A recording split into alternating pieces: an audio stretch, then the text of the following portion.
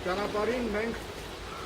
օգտագործեցինք բարեպատեր առիթը լինելու մեր ժողովրդի համար վաղուց ի վեր սրբազան դարձած այս կարևոր կետում։ Մենք հիմա կանգնած ենք Պարուհ Սևակի եւ նրա կնոջ Նելի Մենաղարաշվիլի ֆիլմի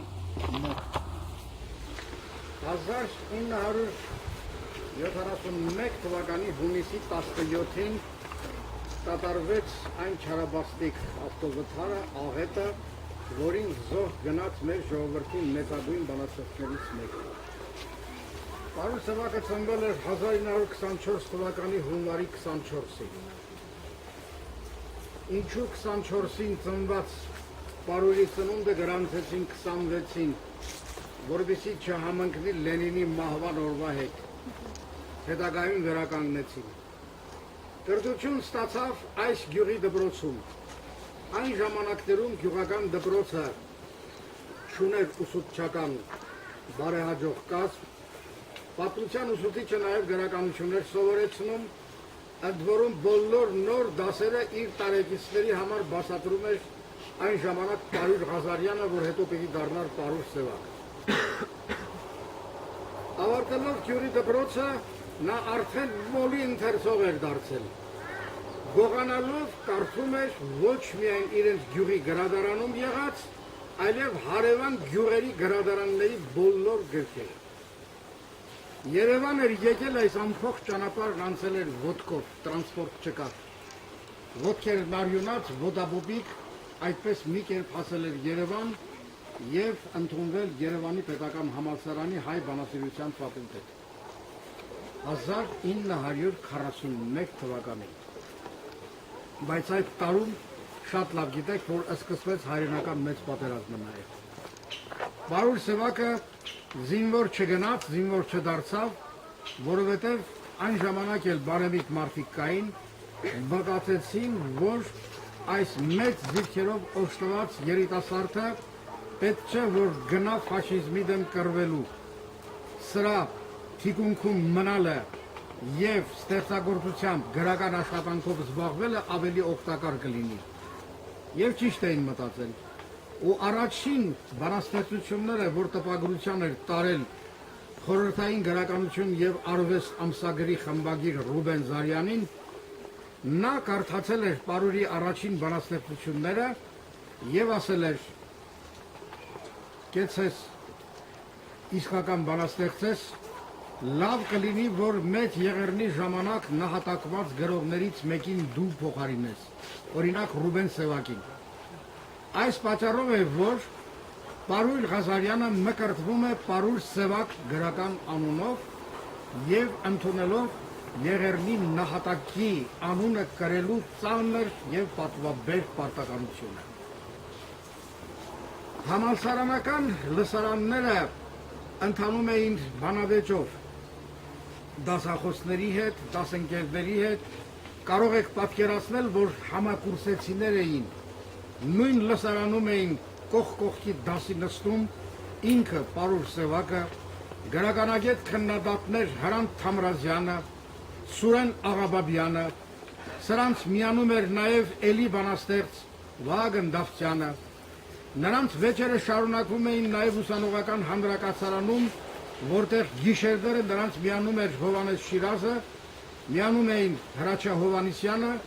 եւ ժամանակի գրական մտավորականության երևելի դեմքերը։ 45 թվականին Պարուհ Սևակը ավարտում է համալսարանի բանասիրության ֆակուլտետը եւ ծրագրում է անպայմանորեն համալսարան ասպիրանտուրա ընդունվել, սակայն նրա առջև արդեն դնում էին արգելքներ այն ժամանակներից։ Ուստի հարկադրված է լինում ընդունվել գրականության ինստիտուտի ասպիրանտուրա եւ տեխնացուական ատենախոսության թեմա է ընտրում կարծեցյալ Շապու Բագրատունին եւ նրա առեղծվածը թեման։ Դրանից հետո իհարկե խորանում է հին գրականության մեջ։ Ես ձեզ ասեմ, որ իրոք մոլի ընթերցասեր Պարուհ Սևակը կարդում էր ամեն ինչ եւ յուրացնում էր հայոց լեզուն իր բոլոր դրսևորումներով։ հրաշալի գիտեր ոչ միայն գրապարն ու միջին հայերենը, այլև հայերենի բոլոր բարբառները։ Ասեմ ձեզ, որ կենթանի խոսակցության ժամանակ մտերիմների միջավայրում նա խոսում էր, գերադասում էր խոսել խոյի բարբառը։ Խոյի բարբառը շատ լավ գիտեք, խոյ սալմաստի բարբառն է, իսկ Պարուր Սևակի տնողները, նախնիները գաղթել են Հավթվան գյուղից, այսօրվա Իրանի, Պարսկաստանի Սալմաստ գավառի Փայաջուկի հարևանությամբ գտնվող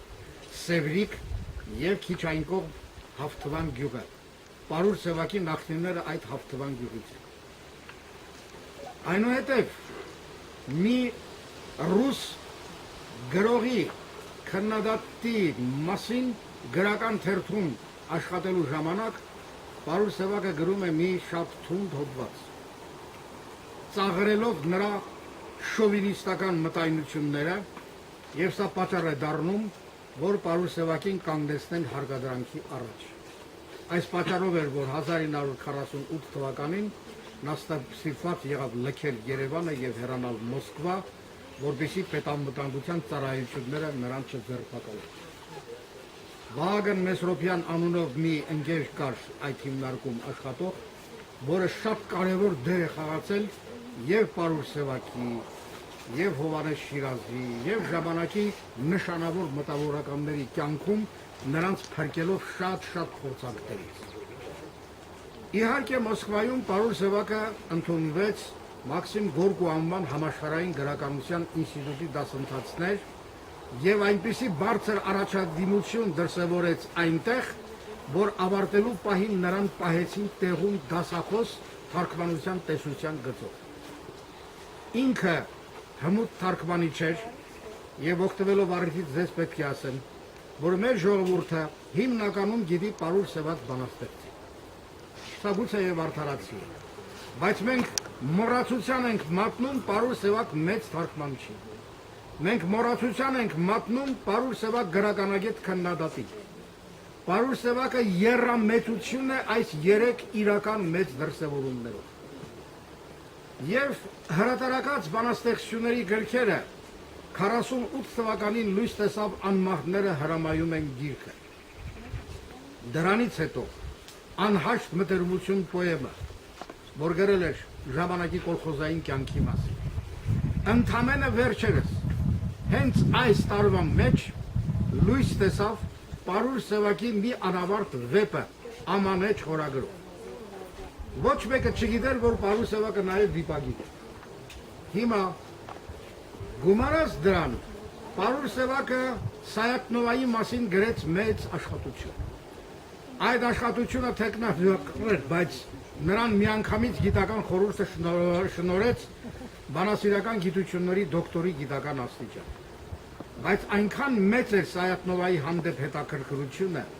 եւ ընդհանրապես միջնադարի մեր գրականության նկատմամբ նրա ուշադրությունը, որ հետո էլ պարզվում է մի մեծ գիրք է գրել Սայաթնովան եւ հայ միջնադարը թեմայով։ Այդ դոկտորականից հետո 206 էջ է, որ հիմա տպագրության ընթացքի մեջ է։ Այս ամենով հանդերձ Պարուր Սևակը իրոք մեծ քննադատ էր եւ գրականության հրաշալի պատմաբան, ում մասին գրել է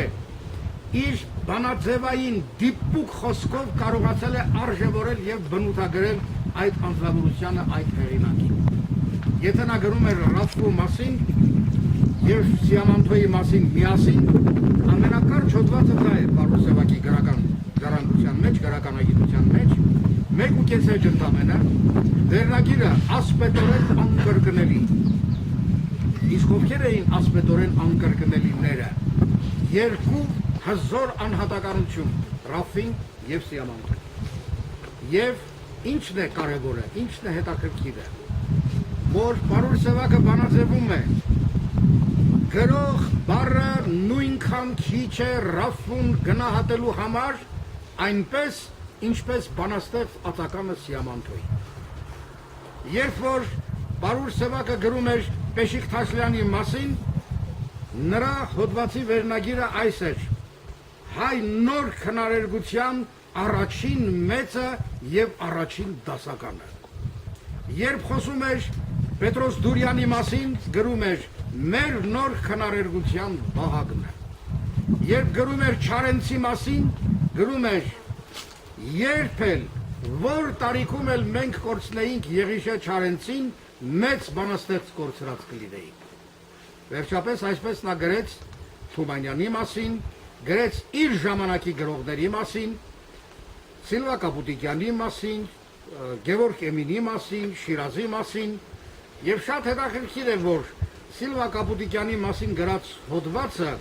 բանաստեղծուհու մտորումները ճանապարհի կեսին խորագրով ուներ շատ կարևոր մի արտահայտություն։ Նա ներկայացնում էր այն մթնոլորտը, այն միջավայրը, որտեղ որպես բանաստեղծուհի ձևավորվել էր Սիլվա Կապուտիկյանը։ Եվ ինչն էր հետաքրքիր։ Սիլվա Կապուտիկյանին բնորոշելուց առաջ նախ Պարուր Սևակը ազնվորեն բնութագրում է Հովհաննես Շիրազին։ Եկավ, ասում է 30-ական թվականներին Հովհաննես Շիրազը, թողեց տեխնիկական ծամատրությունները, ճառախոսությունները, մեքենայի, դազգայի, շոգեմեքենայի փոխարեն երգեց ավանդական թեմաներ, մայր, բնություն, հայրենիք, սեր, մարդկային զգացմունքներ եւ հասավ անհավատալի հաջողությունների։ Այսինքն նրա սիրելի բանաստեղծներից մեկը իր մեծ նախորդը 10 տարով նրանից ավակ հենց Հովհաննես Շիրազն։ Ինչպես մենք արժևորենք կարճ խոսքով Պարուր Սևակ բանաստեղծին։ Մենք ցավոք մինչև հիմա Պարուր Սևակին գնահատում ենք միմիայն անդրելի զանգակատուն պոեմով եւ քիչ ենք անդրադառնում նրա մյուս գործերին։ Մենք Եղիցու լույս գրքի խորհուրդը ինչպես հարկն է չեն գմբռնել։ Այ մենք հիմա գնում ենք մի շատ կարևոր առաքելության ասմունքի փառատոնի։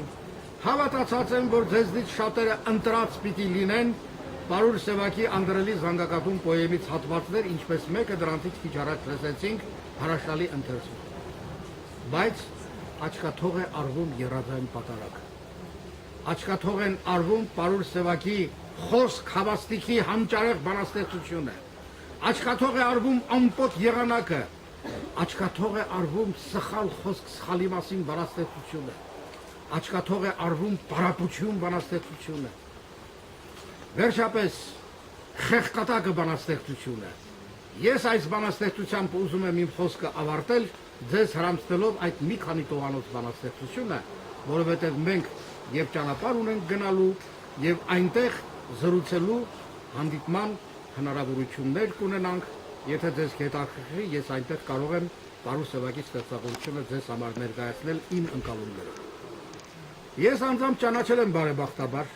իմ մեծ հաջողություններից եւ բախտավորություններից մեկը պիտի համարեմ այն, որ մտերմություն եմ արել դարի ժամանակի երկու մեծ բանաստեղծների հետ, եւ Հովհաննես Շիրազի հետ, եւ Պարուր Սևակի հետ։ Հետաքրքիր էր, որ երկուսն էլ գիտեին այդ եւ ոչ մեկը ինձ չէր մեղադրում, թե ինչու ես նրա հետ ընկերություն անում։ Իսկ այդ երկու բանաստեղծներին թշնամացնում էին պետականորեն, որովհետեւ ամեն մեկը նրանցից առանձին մեծ վտանգ էր այսպես կոչված սոցիալիստական ինտերնացիոնալիզմի գաղափարախոսության։ Իսկ երբ որ երկուսը միավորվում էին, արդեն դառնում էին անհաղթահարելի, անկասելի վտանգ։ Այս պատճառով պետականորեն որոշվեց թշնամացնել երկու բանաստեղծների։ Դա իհարկե ասելու բան չի, բայց իմացեք, որ այդպես է եղել։ Ու ինչու դարի երկու մեծ բանաստեղծներից մեկը Շիրազը իրեն անվանում էր հանճարեղ խելագար, ինչու Պարուր Սևակն իրեն անվանում էր խեղկատակ։ Սրանք շատ սկզբունքային հարցադրումներ են, որոնք պետք է պատասխանի արժանանան, որովհետև երկուսն էլ գիտեին մի ճշմարտություն։ Բուն ճշմարտությունը կառավարողների, արքաների երեսին ասելու իրավունք տրված էր միայն խելագարներին եւ խեղկատակներին։ Այլապես նրանք չէին կարող բուն ճշմարտությունն ասել։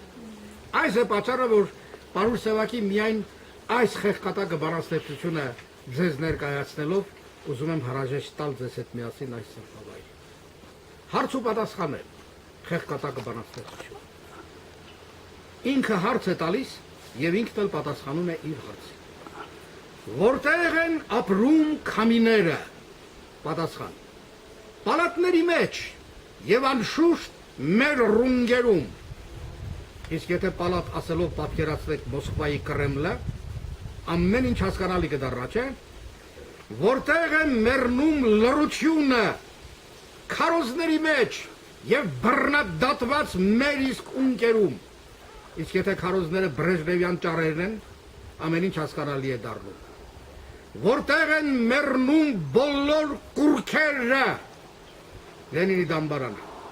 ծափուցնցայի ծանրության ներքո, նաև խունկերում, որտեղ է պահվում արյունը մեր տակ, մեր հին թշնամու եղունգների տակ,